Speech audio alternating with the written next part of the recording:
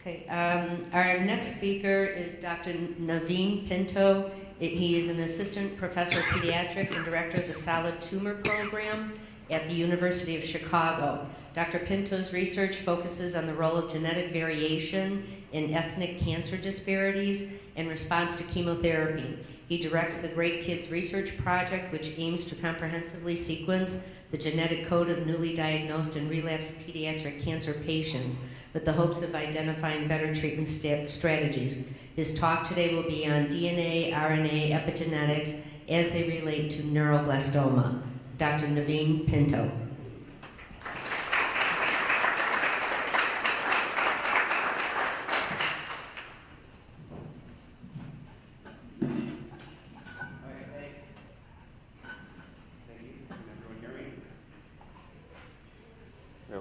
Okay, great. Thanks, Pat. I really appreciate the invitation. It wasn't too far of a trip for me from the south side of Chicago to come visit you guys, so I'm glad to be here. And so we're going to talk about the ABCs, or since we're talking about genetics, the TCGAs of cancer genetics with a focus on neuroblastoma. I have no disclosures, no drugs that I'm developing right now. So as an overview, I want to do a sort of crash course in cancer genetics and cancer biology. So harkening back to some of your high school or college biology classes, and I apologize if it's too simplified, but I think just reviewing DNA, RNA, all these terms that get thrown out in the clinic can be helpful in terms of looking forward. And I also want to review the genetic factors that are associated with the development of neuroblastoma and genetic changes found specifically within neuroblastoma tumors. And I think this has been a focus of mine from a research standpoint because I think understanding why children develop neuroblastoma and what is different about neuroblastoma from the normal cells in the body can lead to new discoveries in terms of new drugs and more specific treatments that are less toxic. So the human body contains over 50 trillion cells. If you had a penny for every cell that was in your body, you'd be the richest person in the world.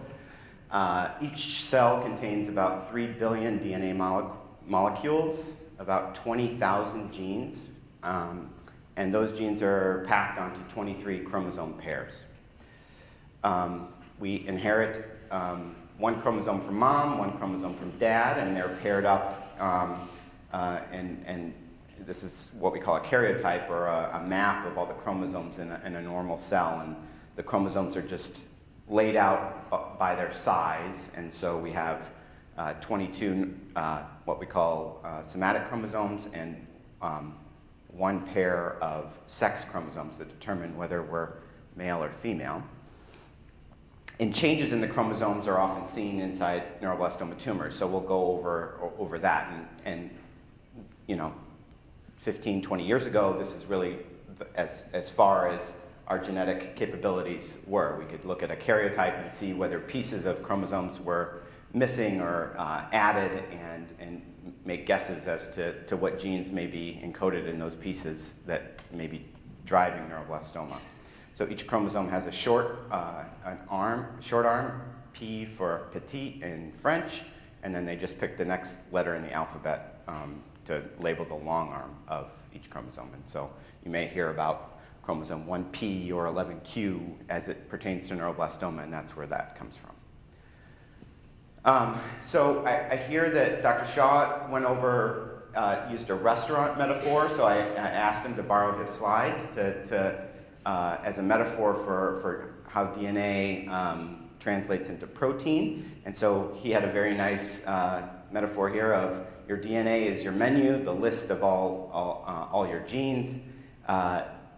Those get translated into, or transcribed into mRNA by your waiter, that's your order ticket, and translated by the kitchen into your food. And so DNA is this double helical molecule with essentially an alphabet of T, C, G, and A, four-letter alphabet. And the body recognizes certain sequences of the genetic code as genes that are then finally translated into proteins. So, and I apologize for the sort of sophomoric slide here, but I think it's illustrative.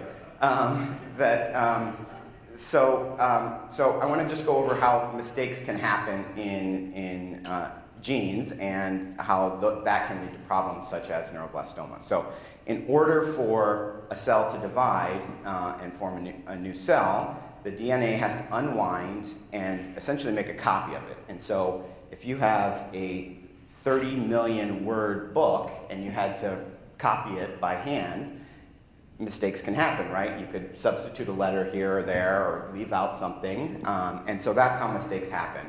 And if, just like here, if our normal word is beast and we substitute a letter, all these words make sense, but these may, it's obviously a much different meaning if you change one letter, have a substitution here where you change beast to feast. Or if you add letters, subtract letters, or mistranspose letters. These all have very different meanings. So that's one way, and these are called point mutations. Similarly, when DNA unwinds, it's a single strand. It likes to be a double strand. And sometimes single-stranded molecules can pair up with other single strands that they aren't supposed to. And so pieces of chromosomes, whole chunks of chromosomes can get shifted, either deleted, added, or shifted between two different chromosomes. That's called a translocation. This is very common in all types of cancers, and there are some translocations that are found in neuroblastoma, but not very many. But these are another way that big mistakes can happen in a normal cell where extra copies of genes can pop up, or missing copies of genes can lead to big problems. And then finally, as the cell divides, once you've made these copies of your chromosomes in your DNA, those chromosomes have to split between the two cells. And so as the cells are splitting, if two chromosomes go to one cell and 0 to the other, you get extra copies of chromosomes. So for instance, what we know is Down syndrome has an extra copy of chromosome 21 in every cell of their body. That's usually from an error very early on in development of multiple copies of chromosome 21 going into one cell. So these are called disjunction errors. So when we were first trying to learn about the genetics of cancer, very smart physicians studying colon cancer came up with this model where they could serially study colon biopsies, and they recognized that there was sort of a marching along of acquisition of genetic problems that led to the development of very aggressive colon cancers, and that most, it started out as just an overgrowth of normal-looking cells that could form into a polyp that wasn't necessarily cancerous. And if you compared the genetic code of these different stages, you saw that as we marched along to a more aggressive type of cancer, we had more and more genetic mutations. And these mutations could come from diet, from smoking, or from a genetic predisposition. So for instance, people born with a mutation in this APC gene are at very high risk of developing colon cancer. But you don't see patients with just an APC gene mutation having very aggressive colon cancer. They have to develop these other mutations in their colon cells to have the aggressive metastatic colon cancer. And so this has held true for lots and lots of adult cancers, but didn't necessarily seem to be the case for pediatric cancers. So I'll go over a model in a little bit of how we think neuroblastoma may develop. So what do we know about why kids? This is sort of the number one question I get in the clinic when we have a new patient with neuroblastoma is, why did this happen to my son or daughter? And we know a little bit about this, but not very much. And most of this work has been done by John Maris at the Children's Hospital of Philadelphia. And so I'm going to present some of his work in terms of what predisposes our kids to neuroblastoma. The first clues for this came with families where multiple family members were affected by neuroblastoma. And so these are family trees of multiple family trees here of families who multiple generations of people were affected with neuroblastoma. And so Dr. Mose in working with Dr. Maris, discovered that in these big pedigrees of families, she was able to find mutations in a gene called ALK. And you guys have probably all heard of ALK in terms of its therapeutic benefit, but the first sort of description of ALK pertaining to neuroblastoma was in these families, where you can see here, for instance, in this family, a mother who had neuroblastoma, or grandmother in this case, passed on a mutated gene to her children, none of whom were affected with neuroblastoma, but all of her grandchildren were affected with neuroblastoma. So this is also a little unique in that having an ALK mutation may not mean that you develop neuroblastoma. So you know that this person here had the same mutation as her children and her mother, but did not develop the disease. And you can see that similarly throughout these pedigrees. And then another genetic mutation was found in children and families with neuroblastoma plus other things. So some children who have neuroblastoma are also affected with something called Hirschsprung's disease, which is a bowel motility problem where children can't effectively stool and oftentimes need surgery to help remove a piece of their intestines that isn't motile and can't push out stool. Or have problems with hypoventilation or low breathing rate. So children with congenital hypoventilation and or Hirschsprung's disease and neuroblastoma often have mutations in every cell in their body, not just the tumor cells. Every cell in their body is affected with this FOX2B mutation. So that was one discovery. Then as the Human Genome Project became available and we learned more about what makes everyone in this room unique, what makes 99.5% of our genetic codes of everyone in this room is the same, but what is variable are things called SNPs, or single nucleotide polymorphisms, where at one position in the genome, this person has an A, somebody else may have a G, and somebody else may have a T. And these people at the surface may appear perfectly healthy, but you can now look throughout the whole genome and compare diseased patients with healthy patients and look to see if there's a consistent theme of, well, does everybody that develops neuroblastoma have an A here and everyone that doesn't have a G here? So you can do that on a what's called a genome-wide scale, looking at the genetic code and comparing patients with the disease to healthy patients. So this in neuroblastoma was done again by Dr. Maris at the Children's Hospital of Philadelphia, and this is sort of a graphical representation of what we know currently about genes that predispose or genetic variants that predispose to the development of neuroblastoma. So Dr. Maris and his group compared 2,000 patients with neuroblastoma to 4,000 healthy controls. And this is called a Manhattan plot, and it's supposed to look like the skyline of Manhattan, apparently. And what it is all of the chromosomes are mapped out on the x-axis, and the higher these each dot represents a single position in the human genome. And the higher the dot is on the graph, that means it's more significantly associated with the development of neuroblastoma.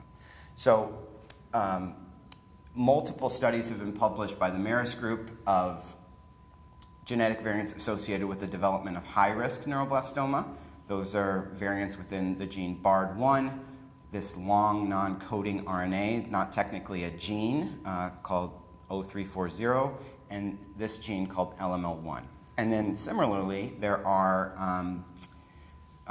genetic variants associated with the development of low-risk neuroblastoma, and you can see the names of those genes there. And then finally, the additional studies have been published in the last year or so associating two new genetic loci with the development of high-risk neuroblastoma, LIN28B and P53. So our group at the University of Chicago was working on a similar project as all of these studies from Dr. Maris's group was coming out. And one of the just clinical observations that we had for neuroblastoma is that there seemed to be a difference in outcome for neuroblastoma based on race, meaning if you just asked the patient, what is your race? And we looked at their survival over time, that patients that were black had a worse outcome than patients that reported themselves as Hispanic or white. And so we published this in 2012, and we sort of hypothesized at the end of the article that this may be a genetic phenomenon. And we got a lot of flack for that because they said, well, couldn't it be socioeconomic, or couldn't it be access to care, that if you were, as African Americans are less, statistically have less resources and less access to care, perhaps a delay in diagnosis would take a low-risk child and they would develop metastases and become a high-risk child. And we know about neuroblastoma that that's not really the case. You don't have a localized tumor that grows and grows and grows and then spreads, like in breast tumor. If grandma has a lump in her breast and it grows and grows and grows and she doesn't go to the doctor, it may spread. We know that that's not really the case with neuroblastoma. And so we hypothesized that genetic variants that make blacks different from whites may be associated with this difference in outcome. The difference in outcome was driven purely by risk group. So black patients with neuroblastoma were more likely to be high-risk patients than they were to be low-risk patients. So you can see that here, black patients 57% of them were high risk compared to 44% of whites and Hispanics. So there was an increase in the high-risk cohort. And when you corrected for the risk treatment or risk group assignment, all the races did the same. So if you identified somebody as high risk and treated them as such, you had just as good of a chance of being cured as anybody else based on your race. So blacks were more likely to develop high-risk disease. And so we did another genome-wide study looking at single nucleotide polymorphisms that were more prevalent in one race or the other. And we found a SNP on chromosome 6 next to 6p22, which has been described previously. As you can see here, so the blue allele, or having an A at that position, was associated with the development of high-risk neuroblastoma, and that A allele is much more common in Africa, and as you move into Europe and Asia, it's much less common. And actually, when we correct for this genetic variant, the whole ethnic disparity in neuroblastoma disappeared. So we think that really just this one variant is driving the whole association of blacks having more high-risk disease, and that's on a gene called SPAG16. So that's another more work that our group has done. So, okay, so just to review, we know that only about 1% of neuroblastomas are heritable, meaning that run in multiple generations of the family, and those cases are associated with mutations in every cell in the body, not just the cancer cell, in either ALK or FOX2B. We know that common genetic variants, or SNPs, are associated with the development of neuroblastoma, and that they seem to be risk group specific. So BARD1 is associated with, for the most part, development of high-risk neuroblastoma, and low-risk SNPs are there as well. And that ethnicity-specific SNPs, such as SPAG16, are associated with the development of high-risk neuroblastoma as well.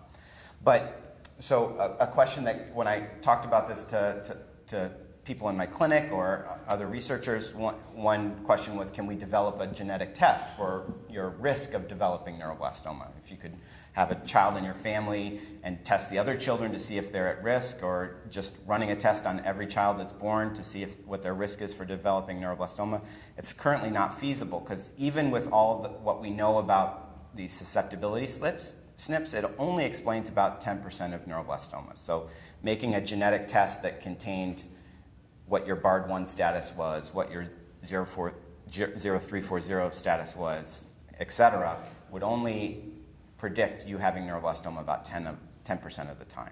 So there's still a lot of work to be done to discover other genetic variants, more rare genetic variants that may be associated with the development of neuroblastoma.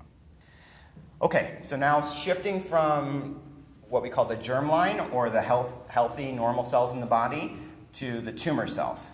We know that the genetic code of a healthy, in most kids with neuroblastoma, the genetic code of the healthy cells, what's in your liver, your kidneys, your brain, is different than the genetic code. There are some major differences in the genetic code of the neuroblastoma tumors. And so, again, this model in colon cancer really doesn't fit for neuroblastoma. And Dr. Brodeur, whose video we watched at the beginning of today's session, developed this model of neuroblastoma in 2006. And he really said that patients with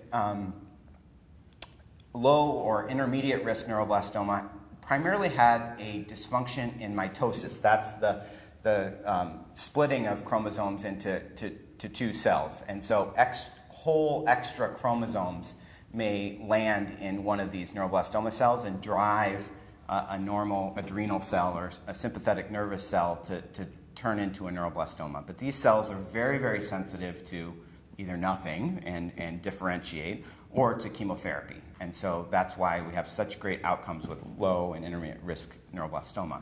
And that high risk neuroblastoma is really characterized by a defect in the stability of a genome. So probably a combination of genetic variants that lead to an increased frequency of losses of pieces of chromosomes, gains of pieces of chromosomes, or genetic mutations. And so high risk or relapsed neuroblastomas are characterized by losses of chromosome 11, losses of chromosome 1p, or amplification of McN. And so the big distinction between these is a dysfunction in separation of chromosomes versus overall genomic stability. So what do we know about the genetics of neuroblastoma tumors? We hear a lot about McN. This is a gene that is amplified in about 20% of neuroblastomas. It's strongly associated with metastatic disease and a predictor of poor response before we started adapting therapy. So when you treated everybody the same, regardless of their McN status, when we look back, patients with McN amplification did quite poorly. Now, incorporating McN status into our current treatment algorithms, when you're determined to have high-risk disease, whether you have McN amplification or not, doesn't seem to matter about your outcome. So if you're deemed high risk because you're metastatic, or deemed high risk because you're older, or deemed high risk because you have McN, those patients all tend to do about the same. And McN status doesn't really pertain to outcome anymore. It's more assigning you to the proper risk group. We know that chromosome 1p loss is strongly associated with McN amplification, and gains of chromosomes, the long arm of chromosome 17 have also frequently been seen.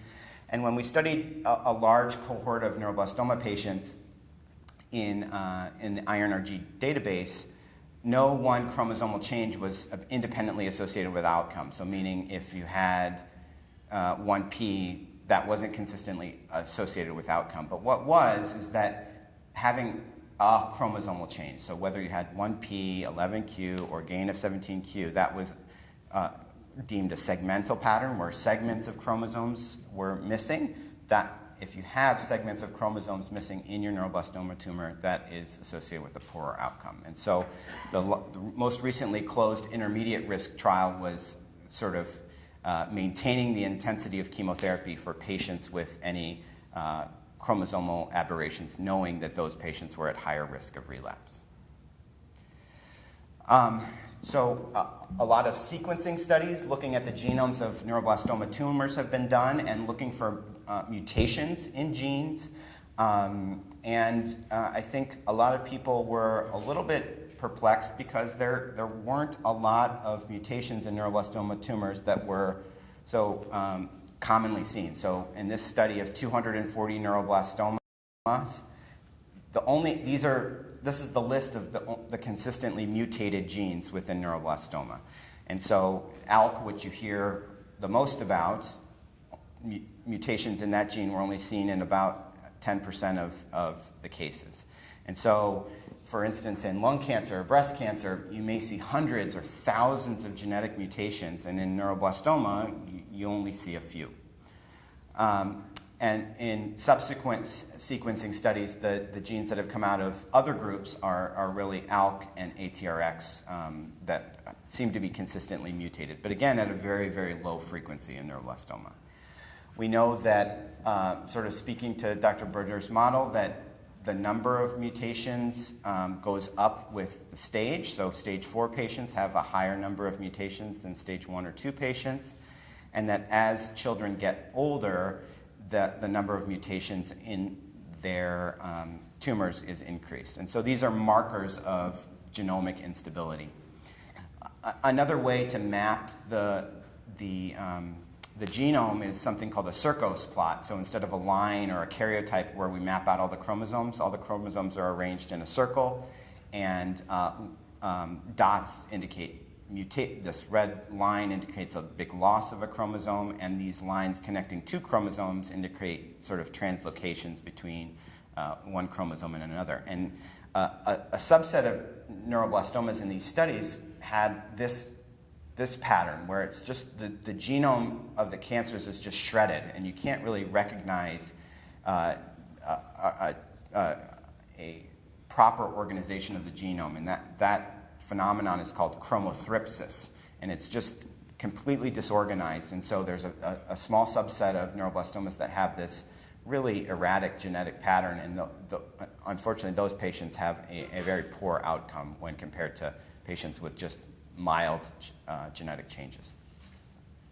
So I apologize if this has been reviewed already, but so the reason to learn more about mutations in tumors is the hope is, can we find changes in the neuroblastoma tumor that are different than the normal cells? Because then you can target those changes, hopefully, and only affect neuroblastoma and not affect the normal cells. And so there was a lot of excitement when Dr. Mose and her group discovered ALK mutations that activated the ALK gene in neuroblastoma, because there were drugs in development for patients with lung cancer who also had translocations that activated ALK. And so, and there were very, very dramatic responses to inhibiting the ALK gene in patients with ALK problems in lung cancer. So this is a patient with metastatic lung cancer. This is a PET scan that shows multiple hot tumors all over the body, and within 3 weeks of starting crizotinib, the currently FDA-approved ALK inhibitor, you can see just a dramatic response in the tumor burden for this patient. And so there was a lot of excitement that this would also be a magic bullet for patients with ALK-positive neuroblastoma. And I think there's still a lot of work to do. The genetic change that drives this type of lung cancer is much different than the genetic change we see in neuroblastoma, even though they both involve ALK. And on the phase 1 trial of crizotinib that was published in the JCO, Dr. Mose reported that of 11 patients whose ALK status was known, 3 patients had stable disease, the majority of patients progressed, and only 1 patient had a complete response. So encouraging, certainly, but not the home run we were looking for when we compared to something like ALK-positive lung cancer. Okay, so in conclusion, neuroblastoma is a genetic disease. It's likely caused by a perfect storm of dozens or hundreds of genetic variants that lead to either mitotic dysfunction, the separation of chromosomes, or genomic instability and the acquisition of mutations and segmental chromosomal changes. Low or intermediate risk tumors are characterized by whole chromosome gains or losses and a very low mutation frequency. High-risk tumors are characterized by segments of chromosomes missing or chromosome shattering or chromothripsis, and a relatively higher mutation frequency. And higher, when compared to other adult cancers, is very low. And so in the future direction, obviously, is further categorizing these genetic changes and finding drugs that may target them. So we can have more focused, less toxic therapy. So I think that's it. I work as part of a big group at the University of Chicago. Sue Cohn, who's been here before, Sam Volchenbaum, who'll be here later today. and our nurses who support our program, and then my research on ethnic disparities is supported by St. Baldrick's and the Cancer Research Foundation. Thank you. Thank you.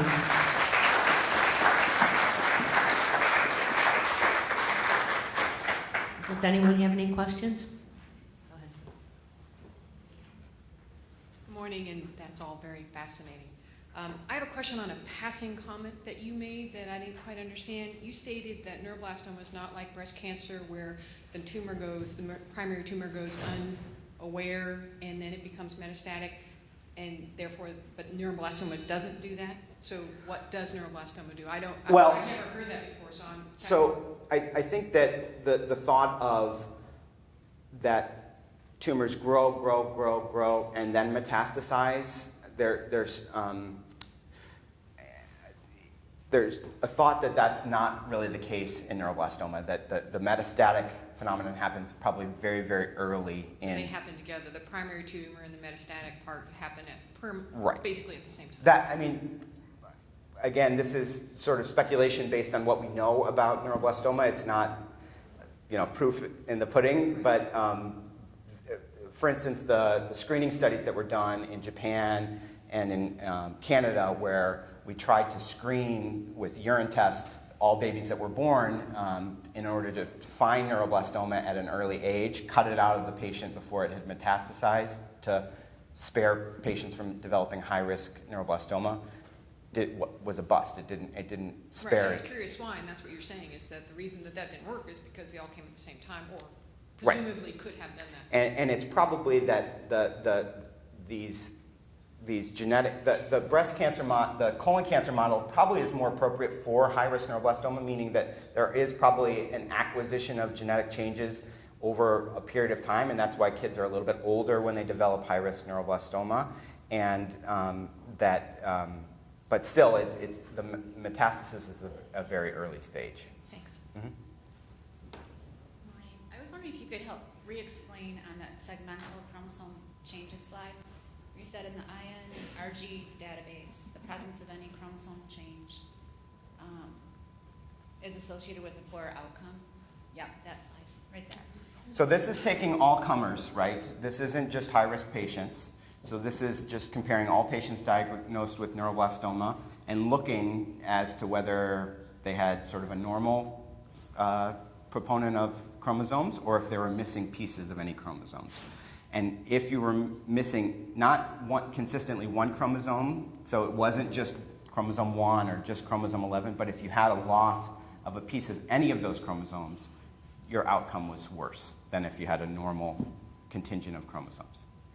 And then I thought I heard you say, can you re-explain it, that you said for those who are intermediate risk with that loss, there was a trial that you should treat them as, I'm not sure I followed you. No, so the intermediate risk trial that recently closed was really trying to reduce chemotherapy for the majority of intermediate risk patients. And one group that was sort of maintained at the current treatment regimen were patients that had chromosomal losses. So they maintained the intensity of chemotherapy. They didn't add any chemotherapy, but they maintained the intensity of chemotherapy for patients with any chromosomal losses. They didn't want to reduce the treatment intensity because we know that those patients are at an increased risk. And so the results of that trial aren't published yet, so I don't know if that strategy has worked, but one thought was by giving sort of the full component of intermediate risk chemotherapy that you would spare those patients with chromosomal losses a relapse. Thank you. Thanks. One more question?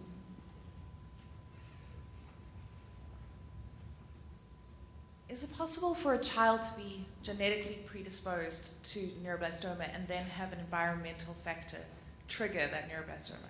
Yeah, obviously because these tumors develop very early in life, we don't think that there are huge environmental impacts that lead to the development of neuroblastoma, but there almost has to be some environmental impacts. We haven't found anything that's consistently associated with the development of neuroblastoma, exposure to certain chemicals or foods or diets, but there probably is some environmental role in this. And there have been things like looking at paternal age or things like that, but there really hasn't been anything consistently found as an environmental trigger for neuroblastoma that I'm aware of. We live in an area where in a 3 square mile area, there's 8 neuroblastoma children. Wow. Wow. So it's a concern that... Yeah. And those types of things are often very, very helpful to maybe determine, is there an environmental impact? So those are things that perhaps the Center for Disease Control or the National Cancer Institute in the United States would like to hear about. Cancer clusters are often investigated to really hone in on an environmental impact. So, Thank you. thanks. Because doesn't, like Andy Olshan from the University of North Carolina with his epidemiology studies, maybe it's something to contact Andy Olshan about and talk to him. Yeah. So, okay, one more question. Actually, that was what I was going to ask, because I grew up, my husband grew up, there's a cluster too. We grew up near Love Canal. And so what would I do? Who would I contact? So I don't know if any, I don't know for sure, but I don't know if any other physicians have done this before. I've had cancer clusters where it's been various types of cancer. We've reported those to the CDC, the Centers for Disease Control, but I don't know if anybody else has had any experience with. So as a parent, because I asked my oncologist, he said it's a very bad coincidence. I don't believe in coincidences. So as a parent, I would just... Well, one of the things that somebody had told us about, because we had 3 or 4 in our area as well, because has everybody lived there for that duration, or did they move from another location into your neighborhood? So you don't know if all the factors are the same. So if you have homogeneous, factors that will contribute to it. But we had Andy Olshan here from the University of North Carolina, and he's done a number of studies, epidemiology studies on possible causes. You know, he may be one to possibly contact just to say this is what we've got, is that, you know, who should we contact about it, you know, if it's the CDC or the EPA or whatever. So. Thanks, everyone. Thank you.